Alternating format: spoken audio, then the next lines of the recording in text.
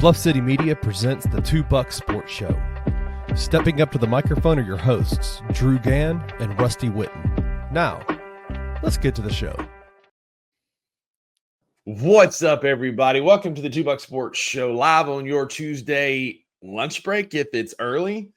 Went a little early today because we both have some work stuff going on. Me in particular have a meeting here in a little bit. So instead of just pre-recording, we thought, let's give the people the show a little bit early. So welcome to my guy, Drew Gann, a.k.a. Uncle Buck. What's happening, Uncle Buck? You good in North Mississippi? Man, it's all systems go here in North Mississippi. You know, we're just living the dream here. Glad we woke up another day. Yeah, that's it, man. And I owe you a bit of a congratulations, sir. This is our 150th episode. That's 150 roughly times that you've had to put up with my goofy self and tomfoolery on this show. Man, it's been a wild ride from the start on Skype and whatever else we were using, GarageBand and all the things in our old 1970s Oldsmobile to the spaceship that we're now a part of Bluff City Media. So thank you for putting up with me, man. I appreciate you. Yeah, you know, it takes commitment to do this. I mean, I'm not trying to, toot our own horn here, because the truth is, like, yes, there's a time commitment. You got to make things work, but when you're doing it with your best friend, like, it's not really that much work, And so we love each other. We love the Memphis Grizzlies. We love talking sports, and we're glad to do it right here on Bluff City Media.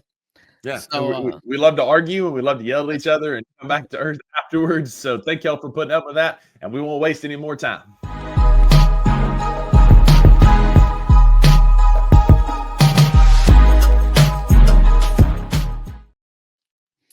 That's right, buckets. It is Tuesday, and we are the Two Bucks. We are on Bluff City Media's YouTube channel right now and on their X stream. If you are on X right now, I will cordially like to invite you over to the YouTube page, hang out with King Meeks. He's already in the comments over here saying he missed us. I mean, if you miss us, you don't have many friends. So love you, King Meeks. And it's Tuesday. And as we start every single Two Bucks show off on Tuesdays, it's me and Buckets catching up of what happened over the weekend. We call it our best and beef of the week. Rusty, I set him up, you knock him down. What's the best thing that happened to you this week? Mama Lee came and saw me on Saturday, man. Like I said last week, we got a great time. We did a lot of Memphis things. We did Trader Joe's. She's never been to Trader Joe's, so we hit that up. Had lunch at a place called the Slider Inn. If you know, you know. They serve like little slider sandwiches and fries. Super good, cool little spot in Cooper Young. Hit an art festival up downtown and just had a Memphis day. It was a lot of fun, and it was a great time seeing Mama Lee hanging out. You know, obviously you don't get to see her as much as I would love to, so it was nice for her to sneak over here for the day. So definitely the highlight of the weekend was hanging out with Mama Lee. Yeah, it would have been the highlight of my weekend as well if I got to hang out with Mama Lee. So I mean, it'd be the highlight of anybody's weekend. So glad Mama Lee got to come up and have a Memphis experience with you on Saturday. I've got a laundry list. I mean, it was a good weekend. It's a good start of the week here. For starters, my best of the week, couple different things. First, we had awards day for the kids the last 2 days. Braxton's was yesterday. Close was today. They racked up. They got to be celebrated. Their grandmothers came in, and we got to just kind of take pictures and let them see all their hard work kind of get announced in front of everybody. Yeah. And so that's always fun as a parent, especially, listen, these kids are nerds. They excel at school for reasons that, like, I can't really explain, because they don't ever do homework. So they don't ever do work at home. So, I mean, God-given, I guess, and, they do well in school. So I wish I could take a lot of credit for it, but honestly, I can't. Mm-hmm. But they rack up, and there's always, like, hold your applause until the end of the class kind of thing. Every time they call out one of our kids' names, and they go through the laundry list of best of that they did this year, there's just kind of like and everybody's kind of look around. Mm-hmm. And I was like, yeah! But also, and most importantly, I guess, I had the honor Saturday of baptizing my son. Oh, that's pretty cool. That's pretty cool. And so that was amazing. We got to do that Sunday morning at church, and just love every minute of it. And so just seeing your families grow up in church and make that kind of decision, man. Nothing makes me feel better, and I don't care how many academic awards they get. Like that was it. That was it. That's cool, man. Good for you, buddy. That's awesome, man. I appreciate that. Got Wayne in the comments with another epic picture here for today of a young Andrew Gann. But the most Memphis thing you can do when visiting Memphis, in my opinion, is just eat, because there's a bazillion options for and all different types of food, from barbecue to Southern to sweets to breakfast food. Like, if you go hungry in Memphis, it's your own daggum fault. Yeah, Memphis for sure, but just in the South in general. Yeah. Like, that's all we do. Like, I think people around the other parts of the United States and the world are thinner because they do other things for fun. In the South, we eat for fun. You want to go celebrate, you eat. Mm-hmm. You're lonely, you eat. You're happy, you go eat. Like, I mean, that's it, man. And while we're eating, we're planning the next thing we're going to eat. Like, it's one of the wildest things my family always does. Is you're eating breakfast, you're talking about what you're going to have for lunch. You're eating lunch, you're talking about what you're going to have for supper, and you just stay after it, man. And that's why we raise SEC linemen here in the South, because we just eat. Case in point, after church on Sunday, big family meal at the Mexican restaurant. Okay. And as we're sitting there celebrating Braxton and his decision, we're talking about, his awards day is on Monday, so let's do breakfast beforehand. And then my mom comes in, and we ate breakfast for Chloe's today. It's like just food, man, just food. That's it, man. That's it. So yeah, man, it's always nice to be able to eat in Memphis. And so, Wayno, when you get here, Key Mix is already calling it out. We got to go eat, and eat often when you get here, man. Yeah, yeah. So, all right, Rusty, what's your biggest beef of the week? I mean, honestly, things are going pretty well right now. I don't have a ton of complaints. I could throw in something about allergies here, but I want to refuse because I don't want to get yelled at. I think that might be my biggest beef. No, I mean, things are good, man. When my biggest beef is you don't have a beef, like, life's going pretty good. Other than, I guess maybe I could make my beef the fact that we have all this good food to eat here in Memphis, and just talking about it, I'm already starting to gain some weight. And so it is what it is, I guess. How about you, man? What's your biggest beef of the week? The weather. I'm not going to complain about like allergies that everybody else complains about, including Rusty. Thinks he's special to complain about allergies. Yeah. But unlike everybody else, when the weather moves in, your boy goes to work. And say Sunday night after such a great Sunday, my wife wakes me up at midnight, was like, it's really bad outside. And I look over and there's my phone, and it is just blowing up. And on my body went the work pants and the boots, and I worked all night. So I'm still, and at 33 years old, that's right, 2025 minus 1992. Yeah, 33 years old. Yeah, I don't recover as quick as I used to. Like, I was still feeling it today. I'm not right now. I told Rusty, I was like, I'm just not really feeling great. It's only because I pulled one all-nighter 2 days ago. Yeah. It is what it is, man. I guess that's the beef that we all share is we're getting older. It beats the alternative, I reckon. Yes. But we are getting older, and our bodies don't recover. Our bones and joints make a lot more noise than they once did. And we certainly aren't getting any prettier. I mean, this is as good as it's going to get. I will end this segment and move on to our Grizzlies talk with a quote from the great Jimmy Buffett. I'm growing older, but not up. That's it, man. That's it. Couldn't have said it better myself. But with that, before we transition to our Grizzlies talk, I do want to talk about our newest partnership with Ounce of Hope here at Bluff City Media. We're excited to partner with these guys. Cam and his team are doing a fantastic job at raising awareness here in Memphis and growing the education about the alternatives that are out there. Having experienced their stores in person, I can attest to the helpfulness of their bud tenders, their product selection, and helping point you in the right direction. With 2 convenient locations in Memphis at 5101 Sanderland Avenue, Unit 114, or 553 South Cooper Street, you can pop in and check out their setup, man. From the moment they check your ID to meeting with the bud tenders to the checkout process is super simple, super easy to get you the products you need to help you relax and wind down on the weeknights and weekends. For me, it's absolutely their seltzer line, man, with flavors like Cherry Jane, which is a new favorite of mine, High Lime, and Peach Buzz, which is the GOAT. I can guarantee you these are a tasty alternative to a heavy alcohol and to help you unwind. They're the perfect hangover-free solution for day drinkers, wine enthusiasts, and anybody wanting to take the edge off. Check them out at ounceofhope.com as well. You can use the code BluffCity, all one word, all caps, for 15% off any purchase. Your first purchase cannot be combined with other promotions or discounts, one per customer.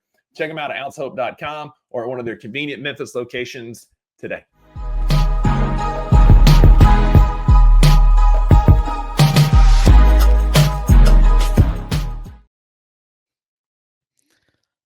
All right. Segment number 2. 2 for Tuesday, as we say here. Ooh. As of now. I missed the 2 for Tuesday at Sonic, man. They used to do that all the time, or the 5 for Tuesday, whatever that old now cheeseburger everything's thing on was. an app. Everything. The only deals you get anymore at fast food restaurants is if you use their app. It is. Oh man, let's go back to the first segment. I've got a beef.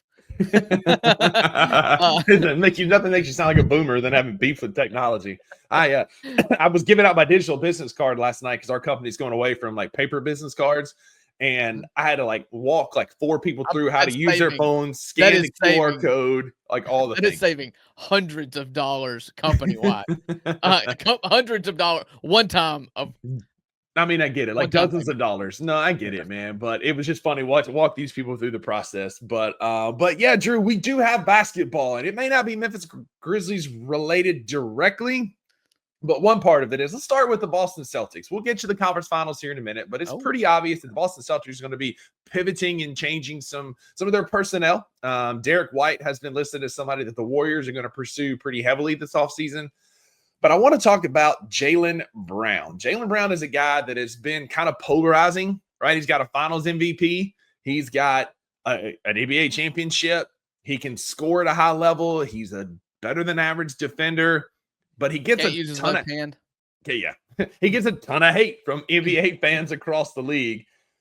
Is Jaylen Brown somebody that you would like to see in a Memphis Grizzlies jersey? Yeah, that's a stupid question, Rusty. Of course. I mean, I'm just asking it. Jaylen Brown is great. Like, he is. And he's probably – the Boston Celtics do him no favors because there's no reason why he should even be polarizing. But for the first 4 years of his career, like, he was constantly in trade talks. Like, constantly. And it made no sense why. But now they're kind of up against the money, because that second apron, I mean, it might as well call it a hard cap at this point, because nobody is going to go live in that second apron. You're virtually hard capped with a lot of money, and Jaylen Brown, because he's been in so many trade talks, whether they were legit or not, for the past few years, he's obviously a name that is going to be talked about. I would love to have him as a Grizzly, but ultimately, I don't think there's any way Boston trades Jaylen Brown.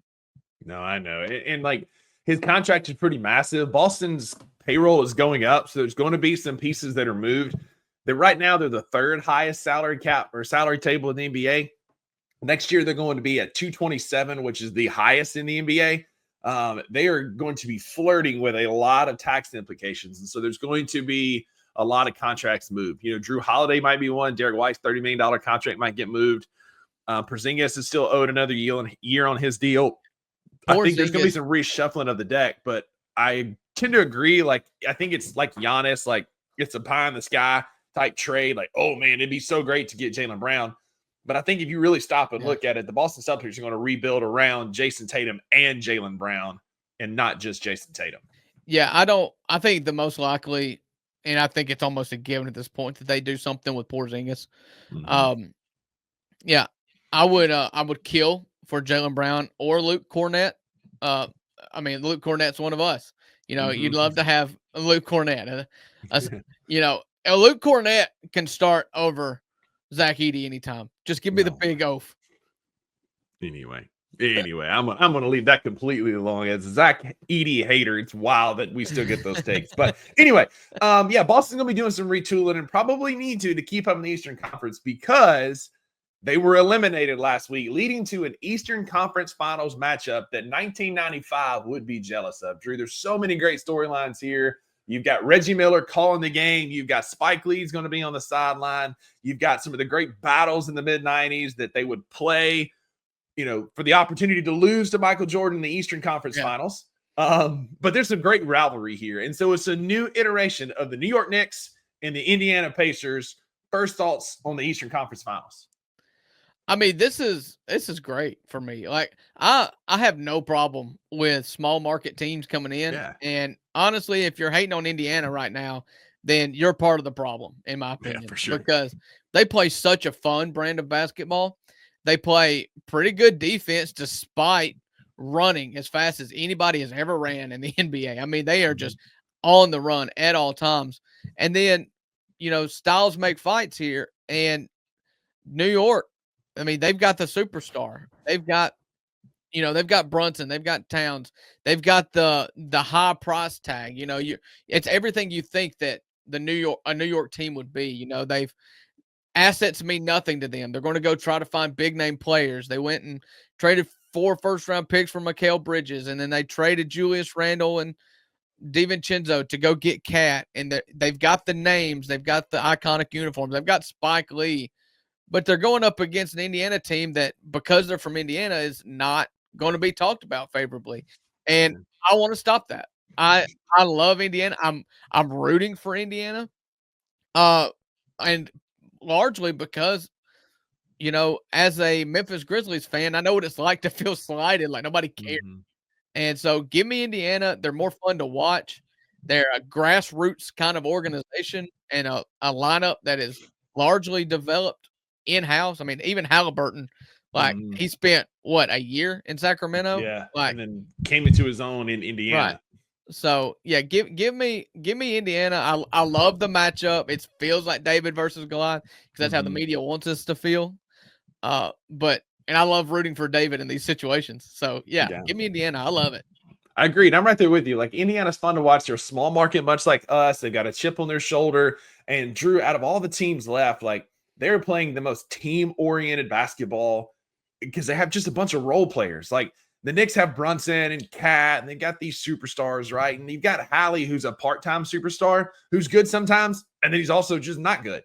And so, like, this Pacers team is just fun because it's a bunch of role players, right? You've got Pascal Siakam, who was moved out of Toronto. You've got Obi Toppin, who was a former Knick and is now in the Pacers rotation and playing really good basketball for them right now.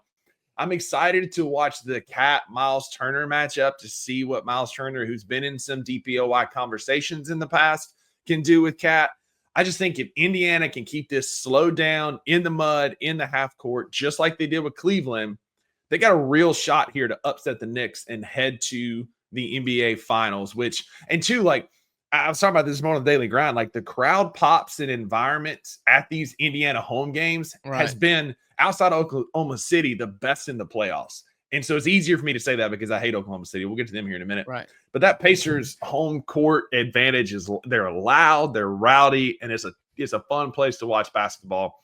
So I'm excited for what this is going to turn into and what this series could be. Now, it could very easily be a sweep because you've got the Knicks, who are a great basketball team. They're hot. They're playing good, playing well together. I just don't see it being that. I think this probably goes 6 or 7, and you get some epic games out of these two teams. Drew, who's going to be the unsung hero? We've talked about the guys, right? Hallie, we've talked about Brunson, we've talked about Cat.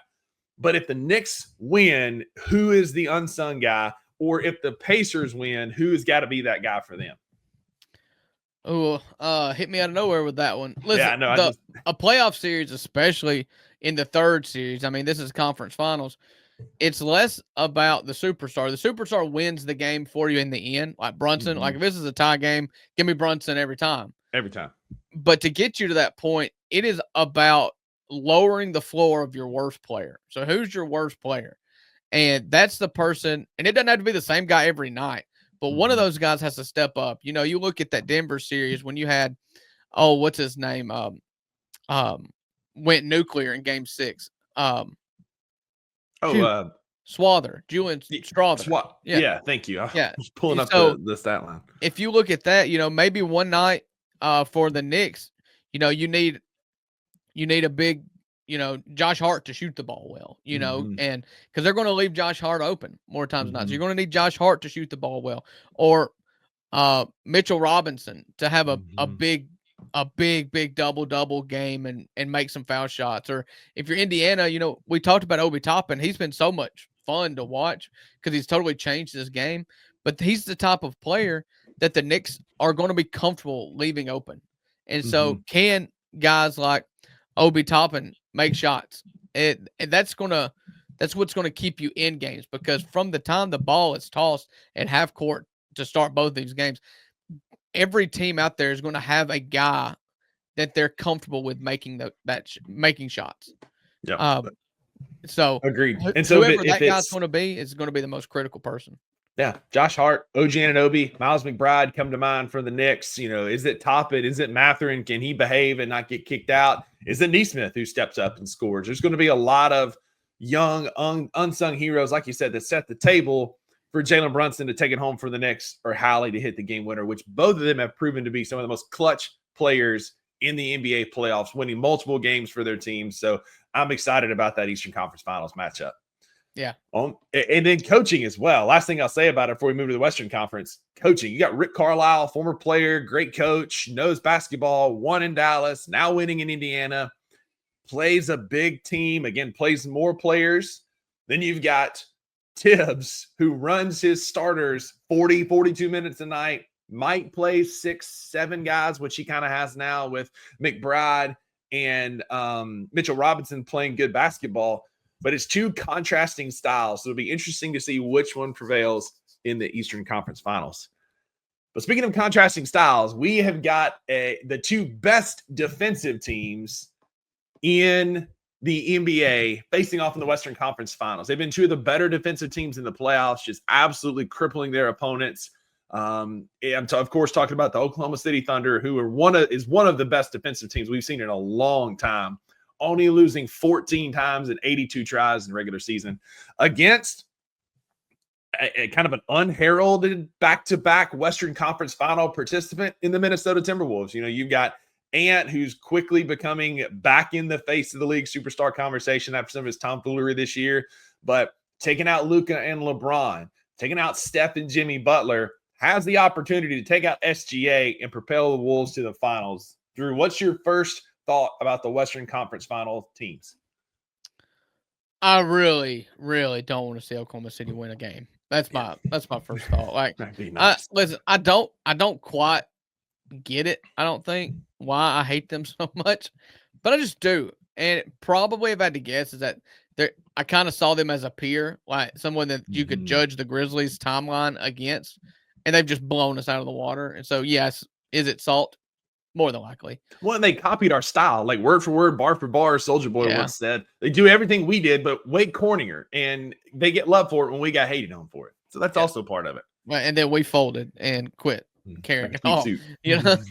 We didn't punch back, and so I don't care for them. I'm not the biggest SGA fan, and he's their best player, so it's like they're kind of easy to hate for me. And you contrast that with, in my opinion, one of the most likable superstars is Anthony Edwards, because I love a guy that talks trash and backs it up. If you know anything about me, I love a boisterous, in-your-face athlete, as long as they meet 2 criteria.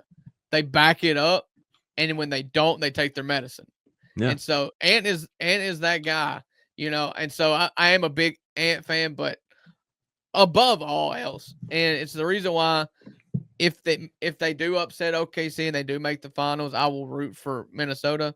It's because Mike Conley plays for them. Yeah, I love Mike Conley, and whereas he's not like the guy, like he's not exactly Mike Conley for the Grizzlies or even Utah, because Ant is a big ball handler for that team. I just root for him, and I want him to get one so dang bad, man. Yeah. Even if it means Rudy Gobert getting one, like I'm fine with that because it's Mike Conley. It's my captain. Yeah. Oh, captain, my captain. I will always forever love Mike Conley for his contributions to the Grizzlies, and that 11 will be hanging in the FedEx Forum immediately upon his retirement. Just a classy dude. And I'm like you, man. Like, I'm going to be rooting for Minnesota hard in this series, especially. Right. But if they make it to the finals, just something about that. Like, same with when Mark was with Toronto. Like, I just want to see Mike finally get that ring and put a cap on what has been an incredible NBA career for one of our own. Right. But we saw what Oklahoma City can do in a heartbeat. King Meek's talking about here in the comments where Minnesota can't afford a lot of turnovers. That second quarter on Sunday, that's exactly what happened to the Nuggets. They quit making shots. They started turning the ball over.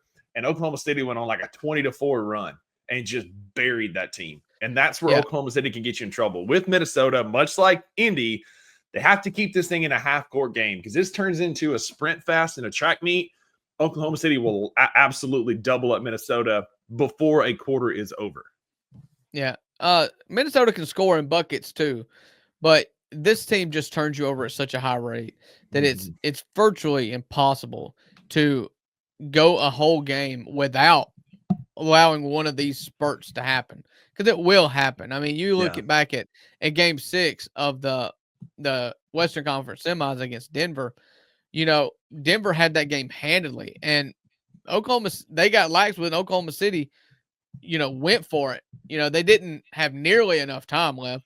But what you saw is because they never took their foot off the gas and they started pressing and causing turnovers, Aaron Gordon got hurt because of it. Because Aaron Gordon just threw the ball to probably Caruso and then got shook and had a grade 2 hamstring sprain at the end of it over something that was just totally avoidable and non-consequential to the game at all.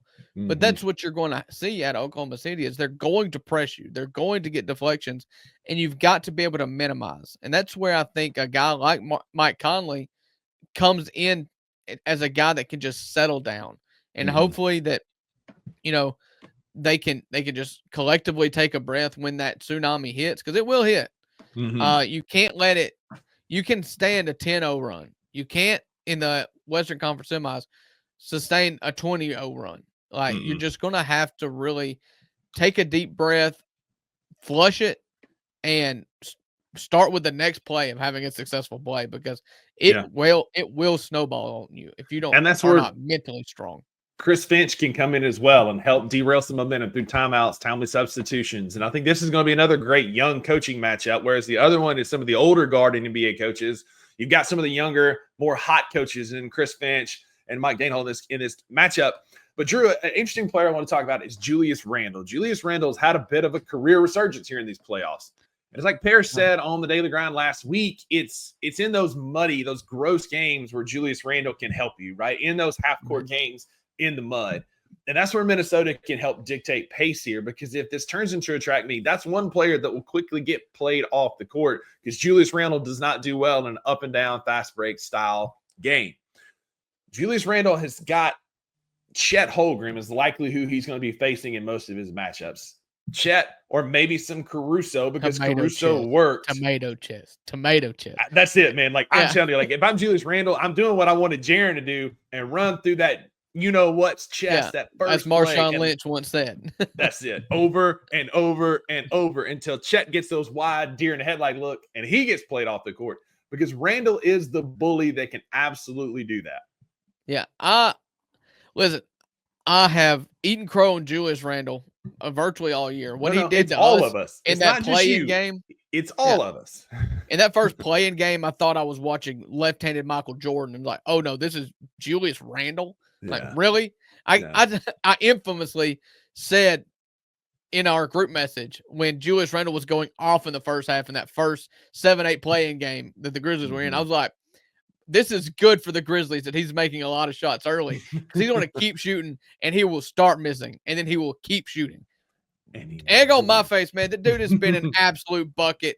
And I was listening to Dave Jacoby on the Mismatch with Vernon, the Ringer podcast, and I listened to it because he's a Knicks guy and I like hearing other opinions. And he always said, Randle, when he was a Knick, was just an absolute liability. But what he did, everywhere he's ever gone, is just somehow make the most circus shots ever. And all those shots come in half-court basketball. And so, as crazy as it sounds, as this thing gets into a half-court basketball, you can almost bank on Julius Randle shooting 50% over his head somehow. Yeah, that with those Nikola Jokic-type shots with 2 seconds on the shot clock, just the old heave and it'll go in. My favorite meme ever is that dude, the double hand stone throw or whatever. It's not a shot put, but dude, it's like plays perfect defense on Nikola Jokic for 23.5 seconds. And then here comes Nikola Jokic with a ball behind him, touching the ground and launching it. And he's going to shoot like 100%. That's the worst case scenario if you're OKC, because again, you've seen a decade of Julius Randle where you're okay with him taking these shots. It doesn't lead to winning basketball until now. And so, in the back of Oklahoma City's mind, they're like, yeah, okay, Julius Randle's the guy. I talked about in the Indiana Knicks we just talked about, somebody's going to be circled. 9 times out of 10 in any year past is Julius Randle. You make Julius Randle beat you. He's beating people now. It's wild. It's wild to see. But Julius Randle could be the X factor in this series if he can continue his career resurgence. There's no doubt about that. But Minnesota can also throw a lot of length at Oklahoma City because Oklahoma City's a big team with the big Jalen Williams and Chet and Holmgren and all this size. Minnesota's got Naz Reid. What is Chet's last name? Holmgren, right? Holmgren. I was so close. I was like, he's saying something wrong, but I can't tell you what it is. But I know. Listen, man, you don't come here I know for he's smarts. saying it wrong. That's it. You don't come here for smarts. You come here for the tomfoolery and buffoonery. We don't come but here you to got play school. That's it. You got a lot of size at Oklahoma City, and Minnesota can throw size at them as well with Naz Reid and Julius Randle and Rudy Gobert and Jaden McDaniels. They got some bigger guys, and I think that's going to be an interesting matchup with the size that they have that they can throw at Oklahoma City. I think that can help slow down some of this Oklahoma City onslaught. It's just which defense is going to break first, right? Both of these teams have been playing defense at a very high level. Which defense is going to break first? I think that Minnesota has the length at the wings to contest better than any team that Oklahoma City has faced so far.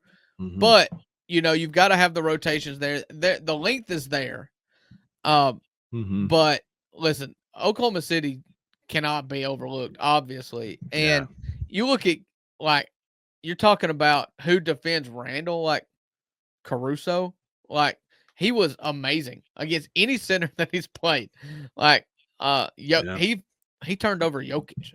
Everybody wanted to give Jaren, crap for being overrated, and Jaren didn't have a great series. But then Caruso turned around and did the same thing to the best player in the world through hooking and holding and being a bit aggressive.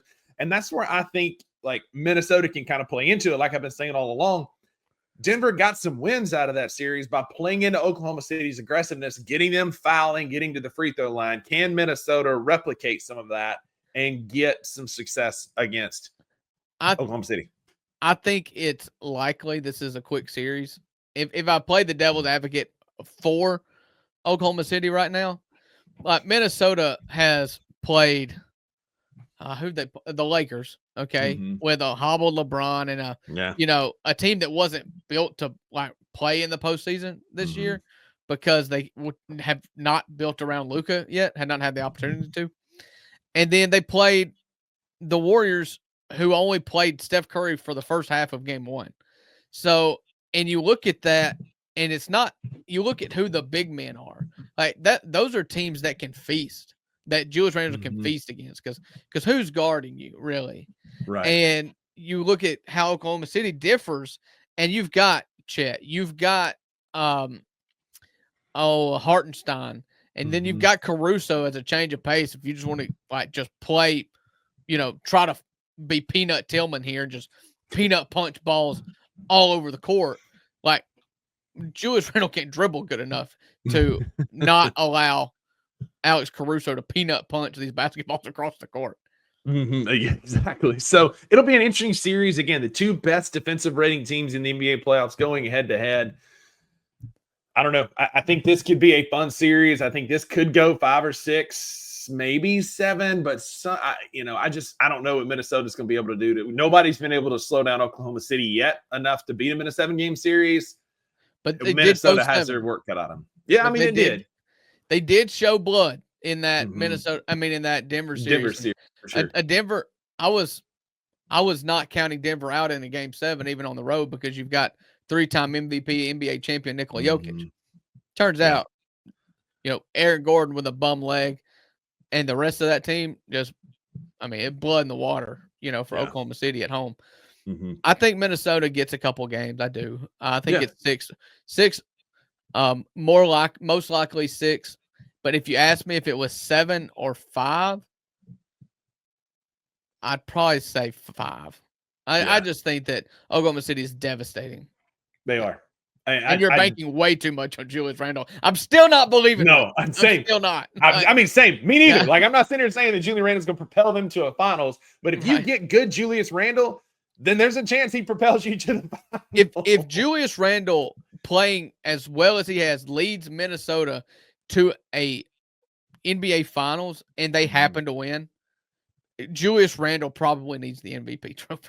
Oh, it's no doubt. No doubt. But yeah, a lot of basketball left. It starts tonight. Oklahoma City is on a very short rest. They played Sunday, play tonight at home against Minnesota. First game 7:30 local tip on ESPN. I feel like this is the game that Minnesota can win because of that short rest. It's the first time Oklahoma City's really been tested with short rest. Remember, they took care of the Memphis Grizzlies pretty quick and basically had a month off before they had to face the Nuggets. So I'm curious to see what that's going to do, that quick turnaround is going to do to them with a quick change of pace for tonight. You say that, and conventional wisdom does lend that to be true. However, you look at the second round games, the two teams that went 7 in the first round blew out the two teams that had a rest in the first round. You look at Golden State after going 7 against Houston, blew out Minnesota in game 1. Minnesota won that series in 5. And then the other series was Denver. Denver blew out Oklahoma City. After going 7 against Oklahoma City against the Clippers. Oklahoma City getting a sweep in the first round. Yeah. We'll find out tonight. Tips 7:30. We're going to have basketball every other day going here forward until we know who our NBA final participants are. We'll also likely find out who the NBA MVP is. And I feel like after the series is over, it's SGA by a mile. Well, it's a regular season award. They want you to know that. I got a beef. Like, why are we stretching this out over a month and a half? I feel like I saw that, that somebody tweeted out that tonight we're going to find out the all rookie teams. It's like, really? We made it to the conference finals and we're just not finding out who made the rookie teams? Most of these guys aren't even in the playoffs. I mean, that's it. We're going to wait till the conference finals. Kevin Durant's real MVP speech was right before the opening round of the playoffs. Like, they used to tell us early, and now they're dragging it out, trying to create drama. Another reason why make an award show. Do what the NFL does. Just do an NFL honors. Like, I get so tired of and I know they do it to draw it out to content and all this other kind of stuff and make the pregame show, get a few more numbers. But I don't even care anymore. Like, Jalen Wells is in it, but how long has it been since we saw Zachary Richichet or Alex Sarr play a basketball game? 6 weeks? Yeah, been a minute. Been a minute. Yeah, but we got plenty more NBA to talk about over the next few days as we continue to progress towards the NBA Finals. We should hopefully know all the awards after tonight, but who knows? We may keep dragging out. But we do have another sport that we need to get to that ramps up one of our favorite weekends of the year.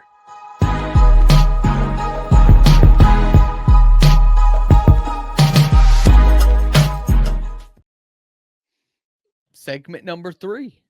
This is our baseball segment or our miscellaneous sports segment. Because I do have one miscellaneous topic I want to get to first, but go ahead. Okay. All right. Well, I'm going to set up baseball first. Then you can do whatever you want to do at the end. I may or may not be here. So, this is our miscellaneous sports segment. And right now it's college baseball season. The college baseball regular season ended over this past weekend with Mississippi State sweeping Missouri to drop them to 2-28 on the SEC season. And Ole Miss wins 2 out of 3 against a top 10 team, Auburn in Oxford this weekend to put hosting back on the map for the Rebels. And you're right. This is leading up to one of my favorite weekends. It's a bucket list thing. I've never been to Hoover, but the SEC tournament starts tomorrow, Wednesday, for the college baseball. And I've never been before, and I'd love to go. Have you ever been? I've never been. I've been by the stadium. I've seen it, but I've never been for games. I think it'd be awesome to go to because this is how college baseball is supposed to be. The SEC tournament in Hoover. It'll never leave Hoover. It's the perfect location for it. It shouldn't.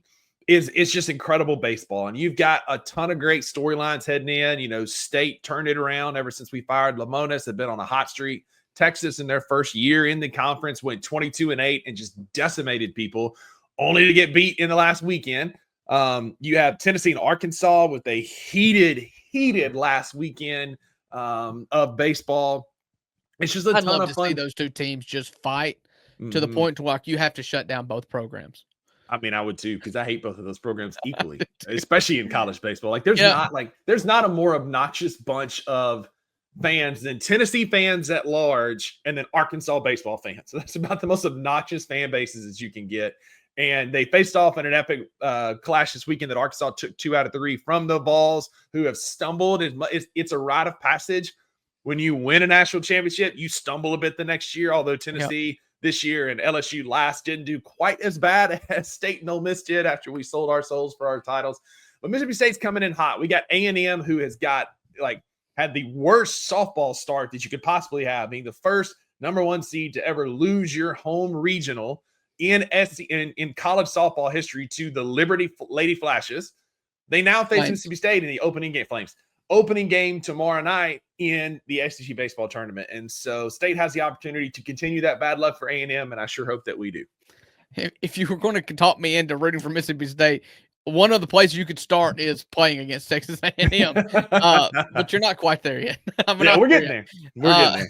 Yeah, so some of the things that I found funny from the college baseball season, and this is all petty, and I own it, are arguably the two best players for Ole Miss's baseball team in the 23-24 season was Liam Doyle and Andrew Fisher, starting pitcher, starting first baseman. They both left and went to Tennessee, only to finish behind Ole Miss in the standings this year, tied, but tiebreakers count.